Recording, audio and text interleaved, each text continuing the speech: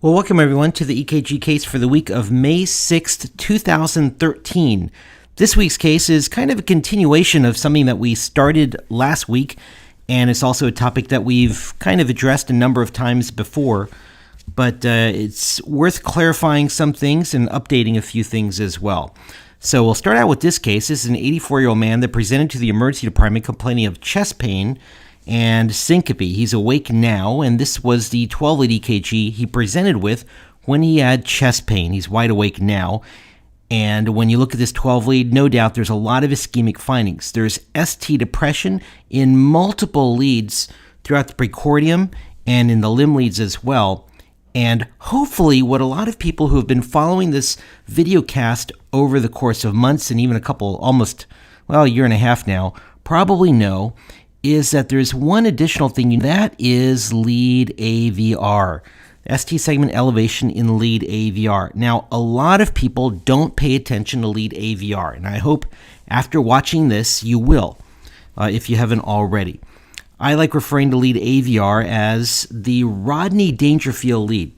Many of you remember the famous comedian Rodney Dangerfield, whose calling card was always, "I get no respect." His entire act was based on the concept that he would get no respect.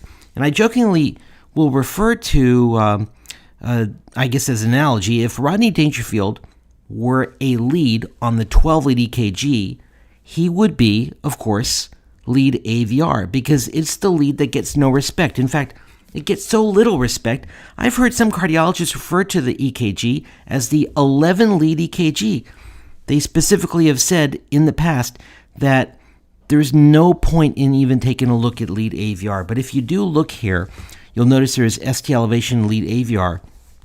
For purposes of upcoming discussion, you'll also notice that there's elevation in AVL and in V1, and the ST elevation in AVR is greater than in V1. So keep that in mind as we progress through these slides. All of the things that I'm pointing out are highly predictive of the fact that this patient has a left main coronary artery stenosis. And as we'll talk about, that is really, really bad. All right, so let's first of all start this by talking about what a normal 12-lead EKG should look like. This is a normal 12-lead, and if you pay attention to lead AVR, you'll notice that the ST segment is pretty much isoelectric. That's a normal lead AVR. In fact, sometimes you're allowed to have a little bit of ST segment depression, but if you ever have ST segment elevation in lead AVR, that should really concern you. You shouldn't have ST segment elevation in lead AVR. And if you see elevation in lead AVR, there's a few really concerning things that you should worry about. Now, the first caveat I'm going to give you here is that everything I'm going to talk about only applies to patients that are presenting with ischemic signs and symptoms and ischemia on the 12-lead EKG. If you just run around a conference room, you say you have 100 people in the room, and you just randomly get EKGs on everybody in there who's asymptomatic, you're going to find some people that are not having any problems at all who have elevation in lead AVR. So you don't want to overuse this. Let's say you get an EKG on a person being admitted for cellulitis, and they've got no cardiopulmonary complaints, and you see ST elevation in lead AVR. What does it mean? Nothing. So only apply this discussion to patients who have some concerning symptoms, and when you look at the 12 lead, you look at the other 11 leads, you see abnormalities in those other 11 leads, ST abnormalities, which make you worry about ischemia. Those are the patients that you now need to take a look at lead AVR. And when you see ST segment elevation in lead AVR in those patients, then you've got to worry about some really bad things. So here is what the literature says. When you have ischemic patients with ischemic ST segments, then you take a look at AVR and you see ST elevation. There's one of three things that's probably going on with pretty darn high predictive value and specificity. All right, nothing in EKG, nothing in medicine is 100%, but pretty good here. When you see ST elevation lead AVR in that setting, you're looking at either a left main coronary occlusion, proximal LAD occlusion, or triple vessel disease. All of those are very bad. I think we would agree that if a person's got chest pain or shortness of breath and ST segment depressions elsewhere on the 12 lead, and now you look in AVR and you see that, then any one of these three things is really, really bad. But the worst of all is left main coronary occlusion. These patients have a very, very high morbidity and even mortality, as we'll talk about. All right. Now, we can actually narrow that differential from those three bad things to the one worst of all if we take a look at a couple of additional factors. When you have ST elevation and lead AVR in that setting, there's three things we're worried about. But if there's also elevation in AVL, in other words, ST elevation in AVR plus AVL, then that's very predictive of left main occlusion. Next point, if you have elevation in AVR plus V1, you narrow the differential down to one of these two things, left main or proximal LAD, but we can narrow it even further, and if the elevation in AVR is greater than in V1, then you've narrowed it down to the worst case scenario of all. All right, so elevation in AVR by itself is bad, but elevation in AVR plus AVL or elevation in AVR greater than in V1 is really, really bad. All right, so we're talking about different degrees of badness. Next question that comes up, how much elevation should you be concerned about? And this is oftentimes an issue that comes up in our ED, and people will email cases. And some of the literature out there will actually indicate that if you have as little as a 0.5 millimeter of elevation in AVR, it's predictive of badness that we've talked about. Other literature points more towards 1 millimeter. There's some literature actually saying if it's 1.5 millimeters or more, then it's really bad, and there's actually an increased mortality over what we'll talk about in just a little bit. Nobody's really come out and done good research to try to figure out what the actual cutoff is, which will maximize your sensitivity and specificity. But I'm going to tell you that what I do, and this is just my personal practice based on kind of a combination of what I've read and what I've seen in practice, what I worry about is 1 millimeter or more. All right. So when somebody's got ST elevation to AVR of at least 1 millimeter, then that's when I really start worrying about AVR, because a 0.5 millimeter, despite what some of the literature says, is a bit too non-specific for me. So the first thing, this is just my personal practice, I worry when they're at 1 millimeter of elevation or more. All right, so that's one question that comes up. I figured we'll just answer that question right up front. Now, your cardiologist may not know about this literature, and that's not a slam against the cardiologist. They've got a lot of different subspecialties within cardiology, and whether your cardiologist knows about this or not, really it's going to depend on whether that's the kind of cardiologist who loves reading about EKGs. Not all of them do. So here's the literature that you'll need to share with your cardiologist to educate them a little bit. All right? Google. You can just go to Google, for gosh sakes. You can just Google search this and you will find literature on this topic. All right, if you want to go to PubMed or Medline or some real medical sources, there's stuff in the emergency medicine literature, there's cardiology literature. This article, by the way, if you are a U.S. board-certified emergency physician, you will be reading this article. This is now part of the LLSA set of readings, mandatory reading for all boarded emergency physicians in the U.S. Ivan Rokos, who's an emergency physician out in California, teamed up with a group of very, very well-known cardiologists, and I got a chance to be involved in that publication as well.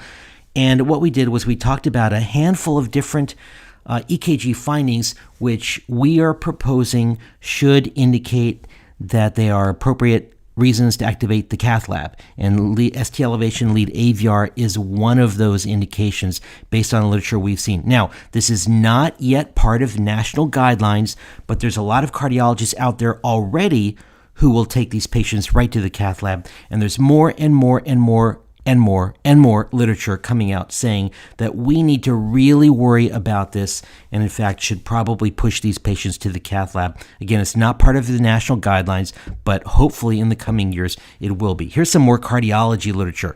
Nikas, who's a well-known, world-renowned cardiologist who publishes a lot of really great EKG stuff. And then these are two articles that are pretty interesting, both from the cardiology literature. In these two articles, these two separate authors both were so concerned about lead AVR that they actually said that if you see ST segment elevation in lead AVR, don't give the patient clopidogrel. Why would that be? It's because if you have elevation in lead AVR, they say that it is so predictive of left main, which in and of itself is so often in need of bypass surgery, that they said if you see elevation in lead AVR, just assume that there's such a good chance that patient's going to need bypass surgery for left main. Don't give clopidogrel, because we don't want to give clopidogrel to patients that are going to end up getting bypass. So these are two interesting studies that believe so much in this AVR elevation that they actually say, plan on the patient going for bypass and stay away from clopidogrel in those patients. Here's another article by Nickus, again, Palm, Galen Wagner, who's now the main editor of the famous Marriott textbook. And look, I'm even going to give you some page numbers that you can share with your cardiologist. This is an international paper. Here's another paper by, again, Nickus, Palm, Wagner. This is a Third International Society for Holter and Non-Invasive Electrocardiology. Sounds pretty good, right? There's the page number in case you need to share that with your cardiologist. Here's another one. This is from the two biggest journals in cardiology in the world, probably. Circulation, which is the main journal of the American Heart Association, and Journal of American College of Cardiology, which is the official journal of the American College of Cardiology. Every handful of years, they revise their recommendations for how we are supposed to read the EKG. There's your page numbers if you're online or in print. There's your page numbers that talk about lead AVR and its concerns for left main coronary artery occlusion. Now, why do we have to worry about lead AVR in the first place? It's because if somebody has an occluded left main coronary artery in an acute ACS, in acute coronary syndrome, those patients, according to some literature, have a 70% chance to going on to develop cardiogenic shock and even dying unless they get invasive therapy, and medical therapy doesn't seem to work. These patients really need invasive therapy as soon as possible, and time delay to PCI, according to some literature, is the only predictor of survival. If you do move quickly, you'll drop that mortality from 70 down to 40%. 40% is still pretty bad, but it's a whole lot better than 70%. So try to get these patients off to invasive therapy as quickly as possible, according to the literature that's out there and according to our recommendations in that paper that we published in American Heart Journal. All right, so let me show you a few examples here just to really hammer home this point. This patient is actually having a STEMI, ST elevation V1 and V2. And there's multiple reciprocal ST depressions, and now we're going to look up here, and there's elevation AVR and AVL. What does that mean? It's left main. This was my patient a number of years ago when I was working at a community hospital. All we had was thrombolytics. I gave this patient thrombolytics. Despite the thrombolytics, the patient went on to develop cardiogenic shock and die within about 12 hours or so. Had I known back then what I know now, I would not have bothered with thrombolytics, because the literature says medical therapy does not work. If I had known what I know now, I would have gotten on the phone and sent this patient somewhere for cath. The thrombolytics did not work. Almost identical scenario in this case. Patient's having, once again, an anteroseptal STEMI. And so we'll look up here. And there's ST elevation AVR greater than in V1. Excuse me. ST elevation in AVR is also greater than 1.5 millimeters. Same exact story. I gave this patient thrombolytics. The patient developed cardiogenic shock and died in about 8 to 12 hours. Had I known back then what I know now, I would not have bothered with thrombolytics. I would have gotten this patient on an ambulance and sent him as quickly as possible to a cath center, found a receiving cardiologist, and shipped him out. But I didn't know about this back then. I thought thrombolytics were the way to go. Here's another scenario. This patient's having a septal STEMI, and this patient, and now look up in AVR and AVL, that's left main. This patient did go for immediate cath, unfortunately died on the cath lab table. Here's another patient. This patient is having an inferior wall STEMI, But there's ST changes, so what are we going to do? We're going to look in AVR, and there's elevation in AVR, which is greater than the elevation in V1. That means left main. And this patient ended up going for cath and survived. We had a left main lesion, ended up getting bypass surgery. Here's a 78-year-old guy who is having some atypical symptoms. You can't trust those elderly patients to have classic symptoms, can you? There's a lot of ST depression everywhere, so now we're going to look up in AVR, and there's elevation in AVR greater than in V1. That turned out to be a left main lesion. He went to the cath lab and ended up doing okay with invasive therapy. This is a young patient who has a lot of ST segment changes, and so what we're going to do is look up in AVR. There's elevation in AVR and AVL, and elevation AVR greater than in V1. That's kind of a close call. But definitely AVR and AVL, that means left main. He ended up on a balloon pump in cardiogenic shock after his cath, but ended up surviving. Hopefully you're getting bored of these. I really do want you to get bored of these. I want you to know this so inside and out that you never miss this. And so it's not my concern if you're going to get bored of it. You've got to know this stuff really, really well, right? There's a lot of ST depressions up here, so you look in AVR. There's elevation in AVR greater than in V1, and this patient ended up having a left main. This patient actually was at a community site and unfortunately didn't get transferred for about 6 hours, went into cardiogenic shock, and went to the cath lab, but died on the cath lab table. And you just wonder whether those 6 hours of delay ended up costing this patient his life. Here's another patient. And again, you probably are bored of this and know exactly what's going on. There's ST depressions in the limb leads and in a couple of the anterior leads. So we're going to look up there in AVR, and there's elevation in AVR and AVL. So we're done, right? This is left main, and this patient ended up surviving and I think had a bypass. And this is sent to me by a paramedic, Chris Tuzo. Same story. ST depression in multiple leads, so we're going to look up there in AVR, and there's elevation greater than in V1. That was a left main occlusion. Patient ended up doing okay. Now, I've talked a lot about elevation in AVR, predictive of left main. It's important to know that just like with every other EKG abnormality, there can be some normal variance. And this is one example of a normal variant. Here's a patient that presents with an SVT, and you'll notice that there's ST depressions in a bunch of leads, which we know in the presence of an SVT, ST depressions are not predictive of anything.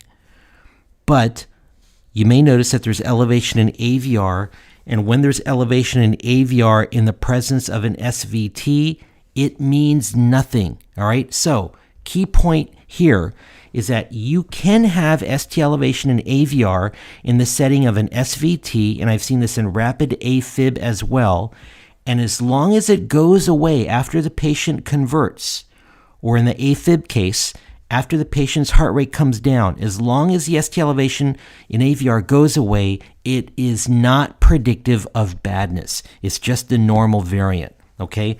And the case I kind of teased people with last week, this is the EKG that I showed you last week. You'll notice there's really concerning elevation in AVR. There's a lot of ST segment abnormalities up here as well. This was a learning case to me. This was just actually a couple of months ago. Patient came in with atypical chest pain and was extremely hypertensive, a non-compliant patient, but was extremely hypertensive.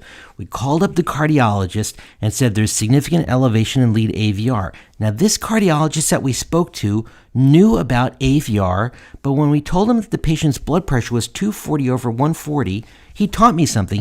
He said that when a patient has really significantly elevated blood pressure, sometimes that in and of itself can produce ischemic changes. So what he said was get the patient's blood pressure down to a reasonable number, not normal, but just to a reasonable number, and repeat the 12 lead. If the ST elevation in AVR continues to look really bad, we'll go to the cath lab. But if the ST elevation in AVR looks a lot better, then we'll presume that it was just severe hypertensive-induced stress on the heart.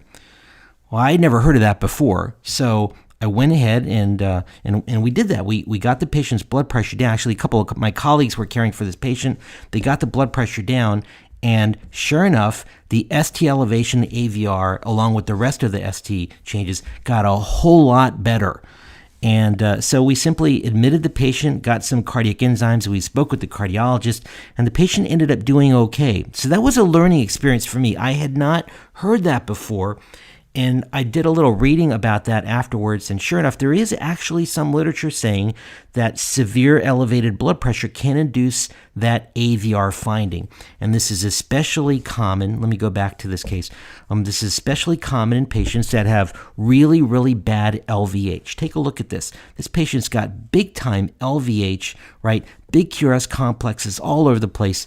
Patients with severe LVH and concurrent severely elevated blood pressure can manifest this abnormality and lead AVR, and that can be a normal finding.